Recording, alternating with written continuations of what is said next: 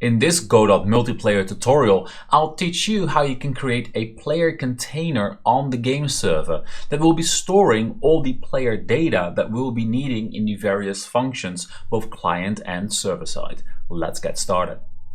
By now you're probably sick of this picture of this network architecture because you want to get coding, you want to get your game done. So I got you covered. Now in this tutorial we'll focus on the front end. We'll focus on the connection between the game server and the clients. At the end of this tutorial series we'll want to have stored the player data on the authentication server, as that is the safest place to put it. However, we haven't established the connection between the authentication and the game server yet, so we'll leave the back end of the player data for another tutorial. Now let's get coding. On the game server, the first thing that I've done is I've created this new scene. It's a simple node called player container with a script, and that script only has one variable called player stats.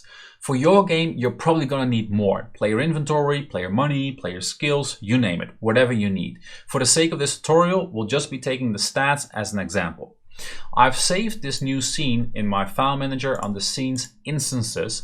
That's because we're going to be creating an instance of this scene for every player that connects to the server.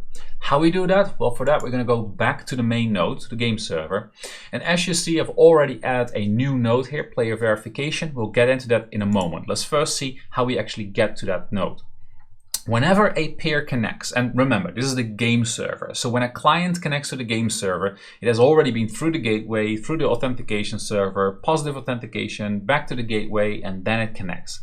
When it connects, or when anything connects, a peer connected signal is fired, and then the function peer connected will run. We already were printing the player connects from a previous tutorial. Now we're also going to be taking the player verification process and we're going to run the function start, and we push the player ID that comes out of this signal. That player verification process is nothing more than get node player verification. So basically we're going to run the start function on this node right here. So let's switch to this script. Under the player verification node, we have this big box of yellow text.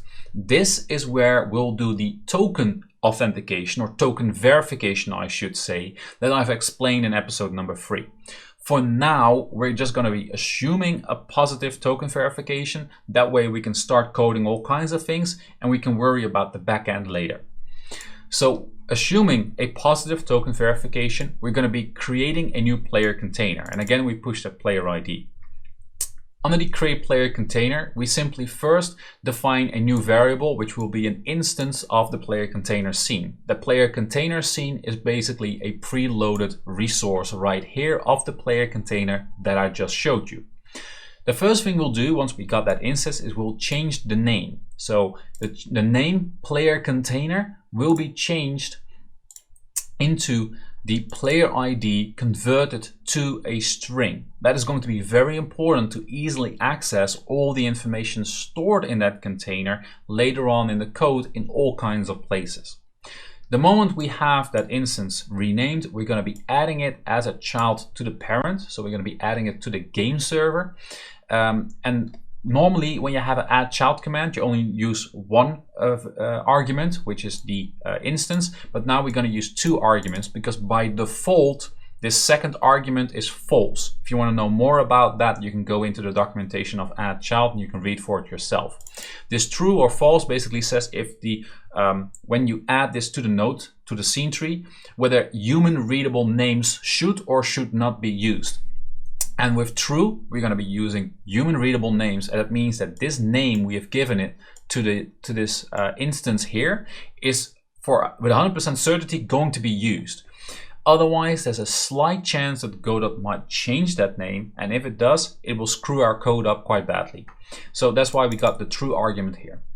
Then we're going to be defining that just added player container as a variable called player container, and then we're going to run the function to fill the player container with the data that we need to go in there, and we use the player container as an argument here. So we're going to select that player container that we just created.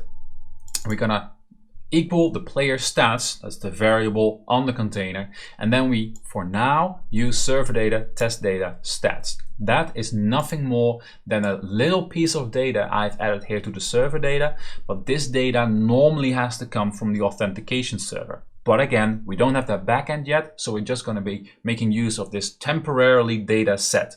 And you could do the same if you think like, well, I first want to code my game a little bit, get my feet wet, get used to this multiplayer API before I get into data storage and SQL and all the other kind of stuff. You could just temporarily, during your development, have a little data set like this right here before you actually start getting into the whole networking part. So that might be a choice to make sure you don't have to learn 1,000 things at the same time. So with that, we have our player container. So if I'm going to be running the server and I'm going to be running the game, we're going to be logging in with our password and username. We log in. We are successfully logged in now. If I now go to the server and I'm going to go to the remote scene explorer to see which nodes we have, we now see our game server, player verification, combat, and here we see our player container with the peer ID where our stats are now going to be loaded. And now, of course, we have to start working with these stats and do something fun with it. There are two things that I want to do with this player data. The first one is I want to extract data from the game server to the client. That is necessary, for example, when the client or player opens this stat user interface panel. We need to populate it with the right values, and these values are only known by the server. So we better extract them from there. The second scenario that I want to show you is when the server is actually needing some of this player data in case of calculations or mechanics or formulas. So whenever we shoot that ice spear that I showed you in episode number 1, the server calculates the damage right now based on the spell type. But what about we also include a modifier based on the stats of the specific player that fired the ice spear in the first place? Those are the two scenarios I'll show you. Let's get started. First, the player's stats. Whenever this panel is loaded into the world, the ready function on its script will run. Under that ready function, we immediately call the game server singleton and we'll run the fetch player stats function, which will start communicating to the server to retrieve those stats. Now there's not a couple of things on there, so let's go over them. I've defined all the labels that hold the values of the stats into variables, so I can easily call them down below here. This load player stats function is going to be called whenever the data has come back from the server. So this is going to be called by the singleton, and of course then the stats will be on there. Having a look at this game server singleton, so we're still on the client. We have two functions. We have the fetch player stats that we were calling, which calls the server, and we have the remote function that will be called by the server when it's done with processing the request, which will then get the node map graphical user interface player stats and will run that load player stats function that we just had a look at. Now if we switch to the game server and have a look here, we now have this remote function on the game server script, so that is right there. We have the player ID that we define because we need to know which pair was actually requesting its stats. Then we define the player stats as get node string player ID dot player stats, and this is where it's so important to rename the player container to the pair ID, because now I can very easily access with 100% certainty the right node for that player that just connected.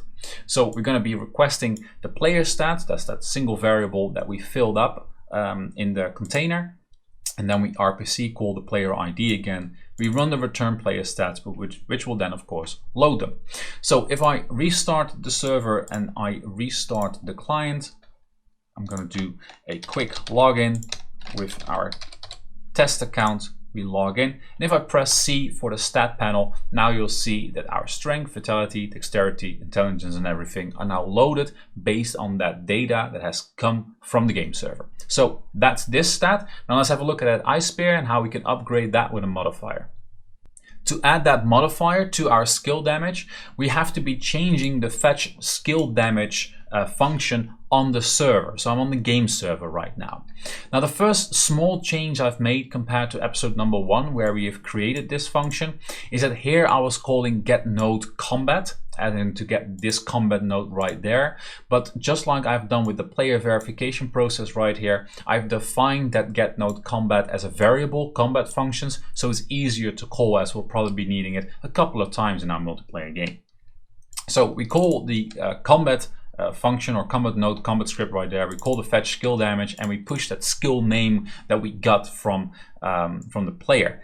However, we also need that player ID in order to get the right stat for the modifier. So I'm also going to be calling the player ID or pushing the player ID to that fetch skill damage function right there. Then I'm going to be switching to the combat script, and just like skill name, this also needs to know you're going to be receiving a player ID right now. And right here, I'm going to be adding a little piece of code.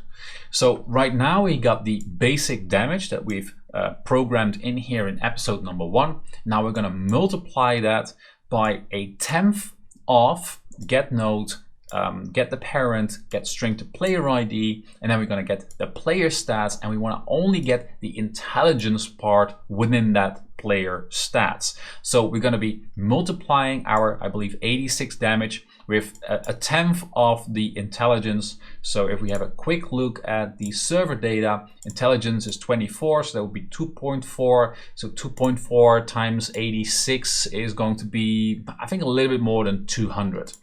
Then we simply return this damage. With those small changes, I'm going to be rerunning my game server, rerunning my client. I again have to be logging in. We'll log in, and now when we fire a spear right here in the output, you can now see that we deal 206 damage instead of 86. So that worked, and this is another great way or great example how you can use those player containers to access that information. Now, one last thing that we have to do is whenever this player disconnects, if I then have a look at the game server, again go to the remote, you see that the peer container is still here.